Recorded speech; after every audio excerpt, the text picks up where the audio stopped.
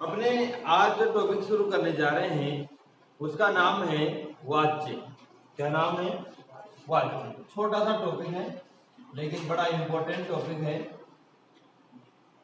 प्रश्न इसमें से कई बार आता है और इस बार भी अब आपके टॉपिक सिलेबस में जोड़ दिया गया है सेकंड ग्रेड हिंदी में। तो ये मान के चलिए कंफर्म इसमें से एक क्वेश्चन तो आएगा ही आएगा। यानी कि आज जो अपन पढ़ने जा रहे हैं ये मान के चलिए इसमें आपके कितने अंक छिपे हुए हैं? 2 अंक छिपे हुए हैं। कितने अंक छिपे हुए हैं? 2 अंक। कितने? 2 अंक छिपे हुए हैं। यानी कि 2 नंबर का एक क्वेश्चन 2 नंबर का होता है, तो एक क्वेश्चन आएगा 2 नंबर है इसमें।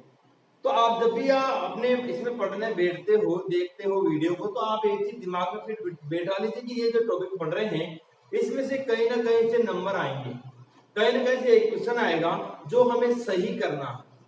ये सोच के अगर अपन बैठेंगे तो हम ज्यादा अच्छे से उस टॉपिक को समझ सकते हैं। तो वाच्य में से आपके एक क्वेश्चन कंफर्म आएगा और वो कितने नंबर का होगा?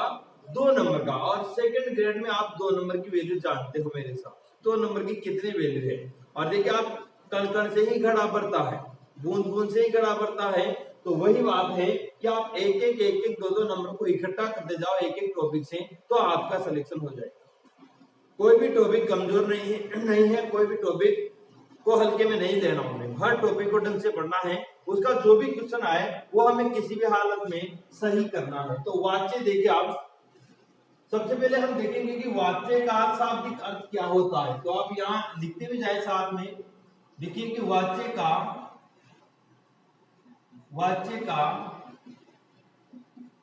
शाब्दिक अर्थ है, वाच्य का शाब्दिक अर्थ है वाचन का विषय। वाचन का विषय या बोलने का तरीका भी कह सकते हो भैया, बोलने का तरीका। वाच्य को अंग्रेजी में वॉइस ही तो कहते हैं, वॉइस इंग्लिश में जो पढ़ते हो आप वही है वॉइस। तो वाच्य का शाब्दिक अर्थ होता है वाचन का विषय या बोलने का तरीका। देखिए एक वाक्य को आप 10 प्रकार से बोल सकते हो, एक वाक्य को बोलने के अलग अलग तरीके होते हैं। तो हिंदी में जो वाक्य होते हैं उनको बोलने के तरीके का मतलब ही क्या होता है? वाच्य। कि वाक्य को बोलने का तरीका अलग अलग होता है। किसी में कर्ता प्रधान होता है, किसी में कर्म प्रधान होता है, तो किसी में भाव की प्रधानता होती है। और इन्हीं आधारों पर वाच्य को भेद किए जाते हैं। तो वाच्य का शाब्दिक अर्थ होता है वाचन का विषय, और या फिर अपन कह सकते हैं बोलने का तरीका। बोलने का तरीका। आगे देखिए आप, इसकी छोटी सी एक परिभाषा लिखी, वैसे कोई ज्यादा डिफिकल्ट रहे नहीं, आप सीख सकते हो आराम से। कि क्रिया के, देखिए आप कि क्रिया के जिस रूप से, क्रिया के जिस रूप से यह ज्ञात हो, यह ज्ञात हो, क्रिया के जिस रूप से यह ज्ञात हो कि वाक्य में वाचन का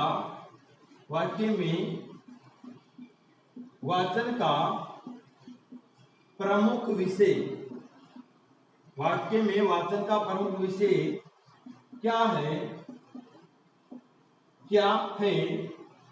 उसे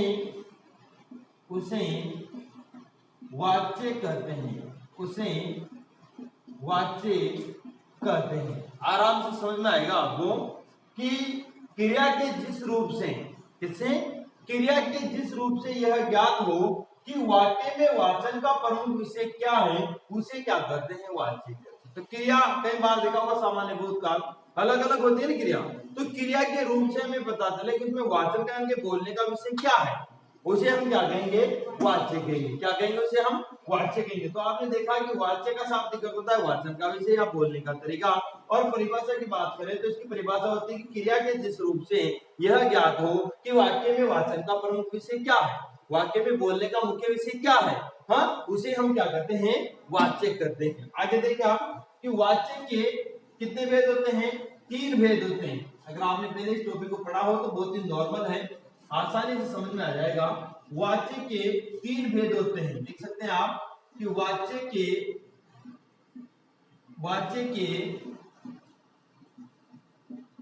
3 भेद होते हैं। वाच्य के कितने भेद होते हैं? 3 भेद होते हैं। तो आप ऐसे करके 3 भेद लिख लीजिए। आप ऐसे लिखिए, पहले ऊपर बीच में वाच्य तो इसके अपन इस प्रकार से 3 भेद लिखेंगे। वाच्य के 3 भेद होते हैं। पहला होता है, बता सकते हो आप, कर्तृवाच्य। पहला कौन सा भेद है इसका? कर्तृवाच्य। दूसरा भेद है इसका, बता सकते हो आप, कर्मवाच्य। दूसरा कौन सा है? कर्मवाच्य। और इसका जो तीसरा भेद है वो है भाववाच्य। वाच्य के 3 भेद होते हैं। नंबर 1 कर्तृवाच्य, नंबर 2 कर्मवाच्य, नंबर 3 भाववाच्य। वाच्य के 3 भेद होते हैं, आप याद कर लीजिए इसको। कर्तृवाच्य, कर्मवाच्य, भाववाच्य। कर्तृवाच्य, कर्मवाच्य, भाववाच्य, इन्हीं को अपने को ढंग से पढ़ना है। वाक्य वाच्य के कितने भेद होते हैं? 3 भेद होते हैं। पहला कर्तृवाच्य, दूसरा कर्मवाच्य और तीसरा भाववाच्य। तो आप डायरेक्ट याद करें के भाव। भाई के भाव दिए, कोई चीज का भाव करवाते ना अपन सब्जी मंडी में कहीं पर जाकर, तो अपन क्या कहेंगे? के भाव दिए। के मतलब के कर्तृवाच्य, के कर्मवाच्य और भाव से भाववाच्य। के भाव दिए, ट्रिक से आप तीनों को याद रख सकते हो। के भाव दिए तो कर्तृवाच्य, कर्मवाच्य, भाववाच्य। वाक्य के 3 भेद होते हैं, ठीक है। अब अपन इनको एक एक को पढ़ना शुरू करेंगे। तो नंबर 1 लिखे आप कर्तृवाच्य। नंबर 1 इसका भेद पढ़ना शुरू करेंगे, उसका नाम लिखिए आप कर्तृवाच्य। नंबर 1 कर्तृ, ऐसे लिखना ध्यान से ना, कर्तृवाच्य। कर्तृवाच्य। और इसमें लिखिएगा आप कर्तृवाच्य कि जिस वाक्य में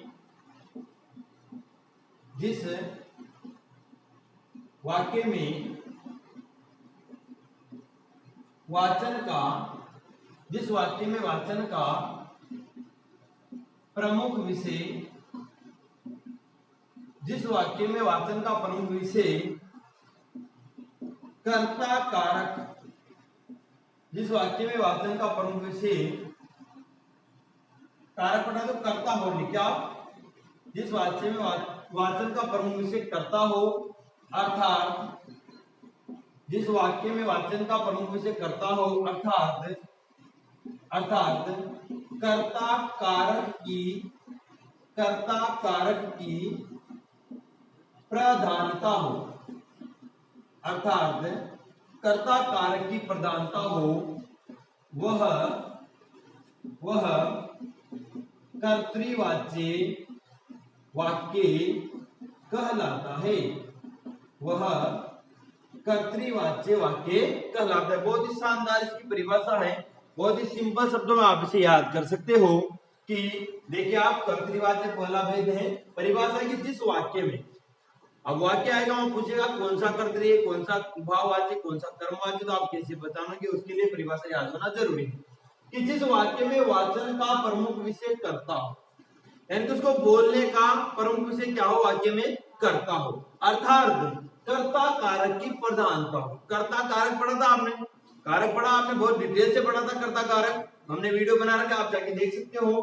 कर्ता कारक की प्रधानता हो, वह कर्तृवाच्य वाक्य कहलाता है। यानी कि उस वाक्य में मुख्य भूमिका किसकी हो? कर्ता की। किसकी भूमिका हो? कर्ता की। तो कर्ता कारक की प्रधानता जिस वाक्य में होती है, उस वाक्य को हम क्या कहते हैं? कर्तृवाच्य। तो इसी से आप याद रखो, कर्तृ का मतलब क्या होता है? कर्ता ही होता है। कर्तृ का मतलब कर्ता ही होता है। तो समझ में आ गया होगा आपको कि जिस वाक्य में वाचन का प्रमुख विषय कर्ता हो, अर्थात कर्ता कारक की प्रधानता हो, उसे हम कर्तृवाच्य वाक्य कहते हैं। ठीक है, आगे चलिए। अब आप इसमें एक चीज और लिखिए आप, ताकि आप इसे आसानी से पहचान सकें। लिखिए कि कर्तृवाच्य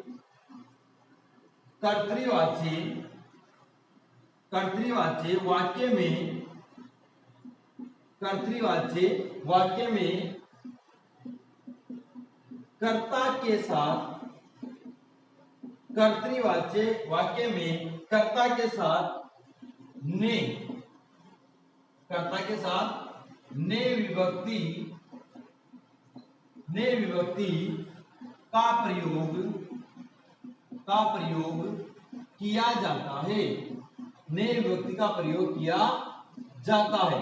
कर्तृवाच्य वाक्य में कर्ता के साथ, जो कर्ता कारक होता है, उसके साथ में नए विभक्ति का प्रयोग किया जाता है, अथवा इसी में लिखिए आप, अथवा कर्ता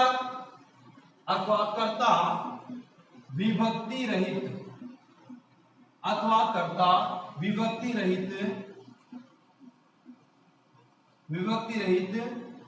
होता है, अथवा कर्ता विभक्ति रहित होता है।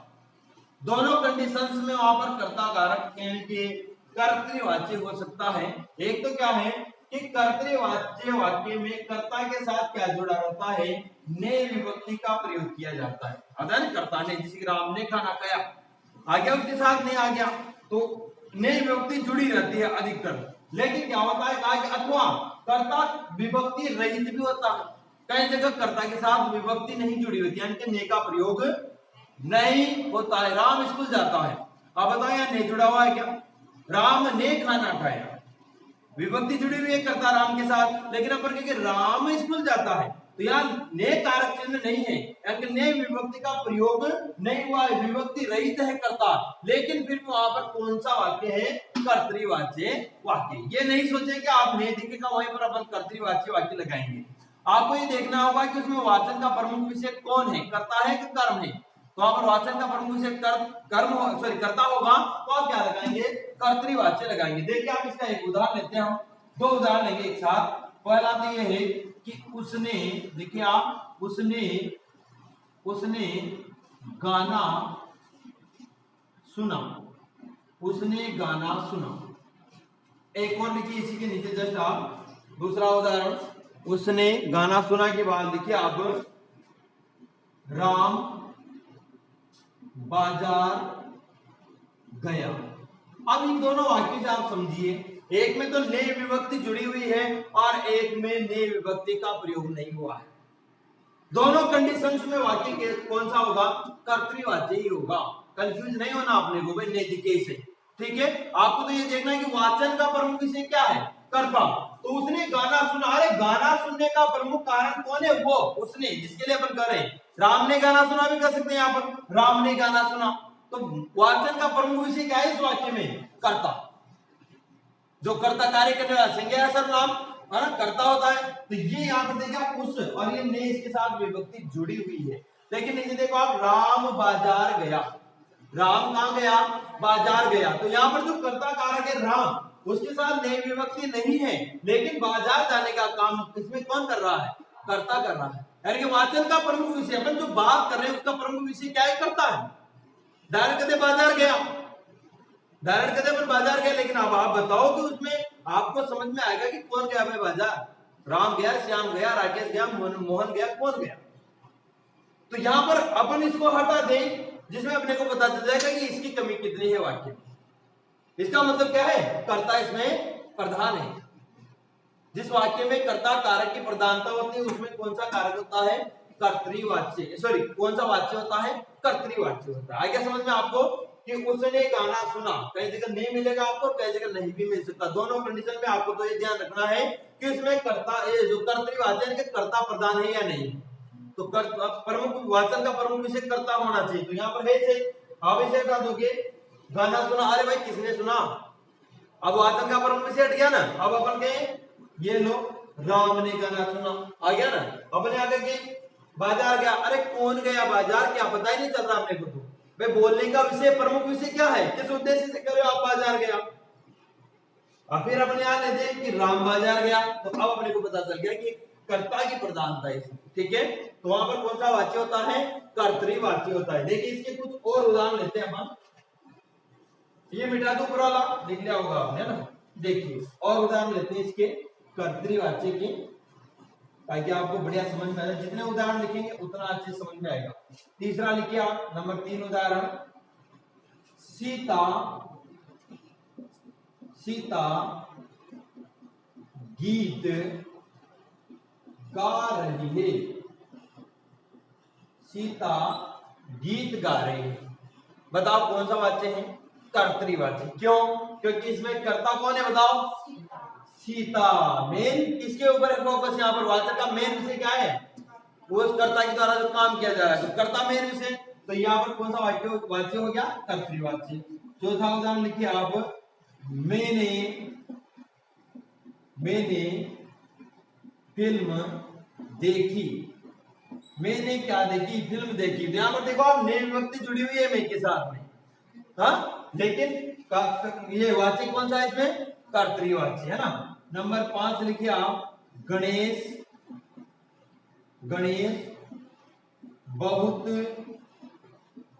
तेज दौड़ता है। गणेश बहुत तेज दौड़ता है। बताओ किसकी मुख्य आगे वाचक का प्रमुख विषय क्या है? कर्ता, गणेश, इसलिए कर्तृवाच्य।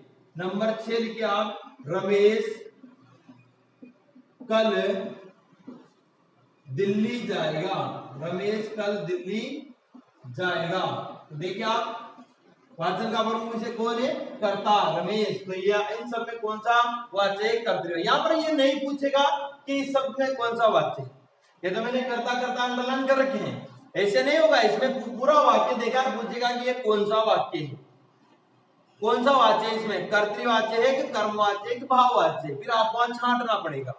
ठीक है, तो छांटोगे किस आधार पर? कर्ता की प्रधानता के आधार पर हम डिसाइड करेंगे कि भाई ये कर्तृवाच्य वाक्य। ठीक है, अब इसका एक बहुत ही शानदार फॉर्मूला और बताता हूं आपको। अगर अभी भी समझ में नहीं आया तो आपको अभी भी समझ में आ जाएगा। अभी भी अपने पास ऑप्शन है, लिखिए आप, एक बहुत बड़ा ट्रिक है, मान लीजिए इसकी, देखो आप ट्रिक लिखिए इसकी एक तरह से, लिखिए कि सामान्यतः का मतलब होता है कि 90% तक, है ना, लगभग, है ना। सामान्यतः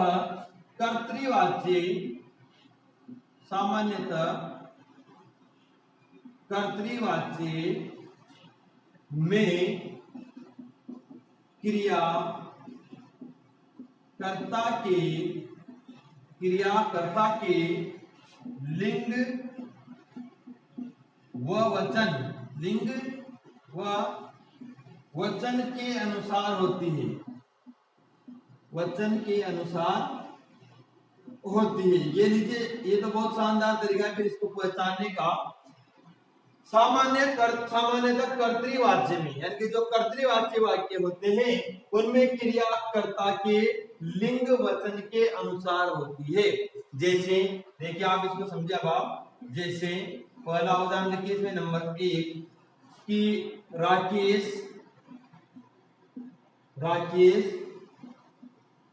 पुस्तक पढ़ता है। राकेश पुस्तक पढ़ता है। अब इसको समझना है आपको, एक समझा आपको सारे समझ में आ जाएंगे। राकेश क्या है इसमें बताओ मुझे पहले तो, करता है, ठीक है।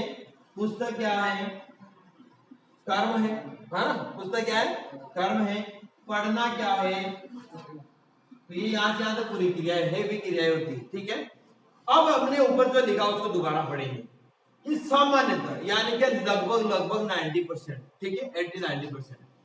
कर्तृवाच्य में, ये जो कर्तृवाच्य वाक्य होते हैं इनमें क्रिया कर्ता के लिंग व वचन के अनुसार होते हैं। लिंग आपने पढ़ा, पुल्लिंग होता है, एक स्त्रीलिंग होता है। वचन आपने पढ़ा, एक वचन होता है और बहुवचन होता है। मतलब जो कर्तृवाच्य वाक्य होते हैं उनमें क्रिया किसके लिंग वचन के अनुसार होती है? कर्ता के लिंग वचन के अनुसार होती है। कि यदि कर्ता पुल्लिंग होगा तो क्रिया भी पुल्लिंग होगी, कर्ता स्त्रीलिंग होगा तो क्रिया भी स्त्रीलिंग होगी, कर्ता एक वचन होगा तो क्रिया भी एक वचन होगी, कर्ता बहुवचन में होगा तो क्रिया भी बहुवचन में होगी। आया समझ में? अब यहां देखिए आप, ये कर्ता है। अब बताओ ये स्त्रीलिंग है या पुल्लिंग है? आपको पता चल गया ये क्या है? पुल्लिंग है साहब, ठीक है। पुस्तक स्त्रीलिंग है या पुल्लिंग है? इस पुस्तक स्त्रीलिंग में आती है। मैंने पुस्तक पढ़ी, पुस्तक पढ़ा कहते हैं क्या? पुस्तक पढ़ी कहते हैं ना, तो पुस्तक क्या है? स्त्रीलिंग है, ठीक, ये भी समझ आ, लेकिन एक कर्म है। अब आप देखो क्रिया क्या है? पढ़ता, पढ़नी थोड़ी कर रहा है, पढ़ता, तो ये भी क्या है? पुल्लिंग है, ठीक है।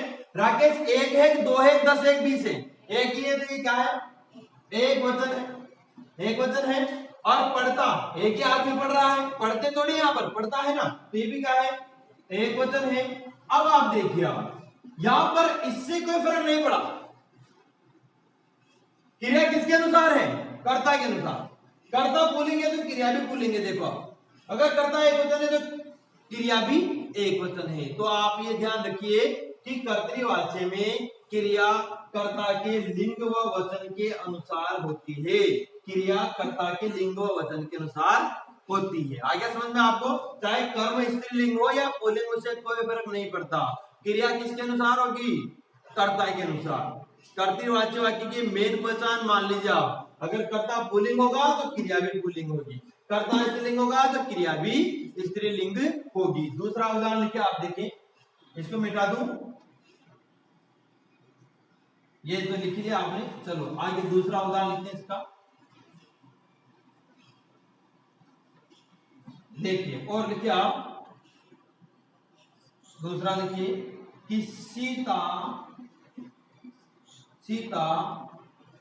फूल तोड़ती है। सीता क्या करती है? फूल तोड़ती है। देखो अब यहाँ पर सीता क्या है? स्त्रीलिंग है और सीता ही करता है इसमें, और क्रिया क्या है? तोड़ना। तो तोड़ती स्त्रीलिंग है या पुल्लिंग है? स्त्रीलिंग है ना। ये क्रिया भी क्या है? तो बताओ क्रिया कर्ता के अनुसार है या नहीं? अगर कर्ता स्त्रीलिंग है तो क्रिया भी स्त्रीलिंग है ना। कर्ता एक वचन है, क्रिया भी एक वचन है, तो क्रिया किसके अनुसार होती है? इसमें कर्ता के अनुसार होती है। आगे देखो तीसरा उदाहरण, इसमें तीसरा उदाहरण है कि छात्र फिल्म देखते हैं। छात्र फिल्म देखते हैं। क्या देखते हैं? छात्र फिल्म देखते हैं। अब इसको भी समझे आप, छात्र क्या है? स्त्रीलिंग या पुल्लिंग? पुल्लिंग है। और एक वचन है या बहुवचन? ये बहुवचन है भाई, बहुवचन में आ गया। अब यहाँ क्रिया क्या है? देखना। तो देखते, तो ये भी क्या है? पुल्लिंग है। और देखते बहुवचन आ रहा है कि नहीं आ रहा? तो देखो आप यहाँ पर भी क्या चीज थी आपको कि क्रिया कर्ता के लिंग व वचन के अनुसार होती है। जो कर्ता लिंग व वचन होगा वही क्रिया का लिंग व वचन होगा। आ रहा है समझ में? कि यहाँ देखो छात्र फिल्म देखते हैं, तो यहाँ आपने देखा कि कर्ता के लिंग और वचन के अनुसार ही क्रिया है। कर्ता पुल्लिंग है तो क्रिया भी पुल्लिंग है, कर्ता बहुवचन में आया तो क्रिया भी बहुवचन में आएगी। ऐसे थोड़ी कह सकते हैं कि छात्र फिल्म देखता है, छात्र बहुवचन में आता है तो एक छात्र के लिए आएगा। अगर छात्र फिल्म देखते हैं बहुवचन में आएगा, हाँ आएगा कि नहीं आएगा? अपन कह दे कि लड़का फिल्म देखता है, एक वचन में आएगा। लेकिन देखिए लड़के फिल्म देखते हैं, बहुवचन में आ जाएगा। लड़की फिल्म देखती है, एक वचन में आया, फिर देखती आया। लड़के फिल्म देखते हैं, वहां बहुवचन हो जाएगा, क्रिया भी बहुवचन हो जाएगी। आगे लिखिए एक और उदाहरण लिखिए इसका। आगे नंबर 4, पूजा गाना गाती है। पूजा गाना गाती है। अब यहाँ देखो आप, ये जो पूजा है ये क्या है? यहाँ पर कर्ता। क्या है ये? कर्ता। अब कर्ता स्त्रीलिंग है पुल्लिंग? स्त्रीलिंग है, तो क्रिया भी क्या होगी? देखो आप, गाती। गाती मतलब स्त्रीलिंग में आएगा, तो क्रिया किसके अनुसार है? कर्ता के अनुसार है। ठीक है, ये इसकी पहचान है। आगे लिखिए आप और उदाहरण लिखिए इसके, एक दो मिटा दे ऊपर वाले 4 के बाद। नंबर 5 उदाहरण लिखिए आप, 5वां, गुरुजी पढ़ाते हैं। गुरुजी पढ़ाते हैं। अब यहां देखो आप, कर्म नहीं है इसमें भाई, जरूरी नहीं कि इसमें कर्म आए इसे। गुरुजी पाठ पढ़ाते हैं, गुरुजी पुस्तक पढ़ाते हैं, हाँ जरूरी नहीं वो बीच में आए इसे। उसके अलावा भी आपने को क्या देखना है कि कर्ता की प्रधानता होनी चाहिए। तो गुरुजी क्या है? इसमें कर्ता कारक है कि नहीं? और कर्ता कारक क्या है? स्त्रीलिंग पुल्लिंग? क्या है? पुल्लिंग है। और पढ़ाना ये भी क्या है? पुल्लिंग। अब देखो गुरुजी आदरणीय सम्माननीय व्यक्ति किसमें आते हैं? उनके लिए एक वचन के स्थान पर बहुवचन का प्रयोग किया जाता है। महात्मा बुद्ध करुणा के अवतार थे, पढ़ा था आपने। तो आदरणीय सम्माननीय व्यक्तियों के लिए एक वचन के स्थान पर बहुवचन का प्रयोग किया जाता है। तो यहाँ भी ये क्या रहेंगे? बहुवचन रहेंगे। तो गुरुजी पढ़ाते हैं, यहाँ भी बहुवचन हो जाएगा। लेकिन लिंग क्या है दोनों का? Pulling pulling. तो कर्ता क्रिया की यानी क्रिया कर्ता के अनुसार होती है। ठीक है, आगे लिखिए आप एक और उदाहरण लिखो। नंबर 6, मोहन लिखता है। अब आप बताओ यहाँ पर क्या होगा इसका? मोहन क्या है? मोहन क्या है? कर्ता है, कर्ता है ना। और लिखना क्या है? क्रिया है। ये तो कर्ता है, ये क्या है? क्रिया है। अब जो कर्ता है वो स्त्रीलिंग या पुल्लिंग है? हाँ पुल्लिंग है, तो क्रिया भी क्या है? पुल्लिंग है। लिखना, हाँ तो हमेशा ये ध्यान रखिए आप, कर्तृवाच्य वाक्य में क्रिया कर्ता के लिंग व वचन के अनुसार होती है। यदि कर्ता एक वचन होगा तो क्रिया भी एक वचन में होगी, यदि कर्ता पुल्लिंग होगा तो क्रिया भी क्या होगी, पुल्लिंग होगी। जरूरी नहीं बीच में वो करवाया, अपने मोहन पत्र लिखता है भी लिख सकते हैं, कोई दिक्कत नहीं है, लेकिन अगर ऐसे आ जाए तो आपको घबराना नहीं है और उसे कर्तृवाच्य लगा देना है। आगे समझ में आपको, ये हुआ अपने कर्तृवाच्य समाप्त। अब दूसरा पढ़ेंगे अपन इसके बाद कर्मवाच्य। तो कर्तृवाच्य का पहला भेद, कर्तृवाच्य में किसकी प्रधानता होती है, कर्ता की प्रधानता होती है, और कर्ता के साथ कौन सी विभक्ति जुड़ी रहती है, ने, और नहीं भी जुड़ी रहती कई जगह पर, है ना। और हमेशा इसमें क्या देखा आपने कि इसका कर्ता का यानी कि लिंग क्रिया के अनुसार होता है ना।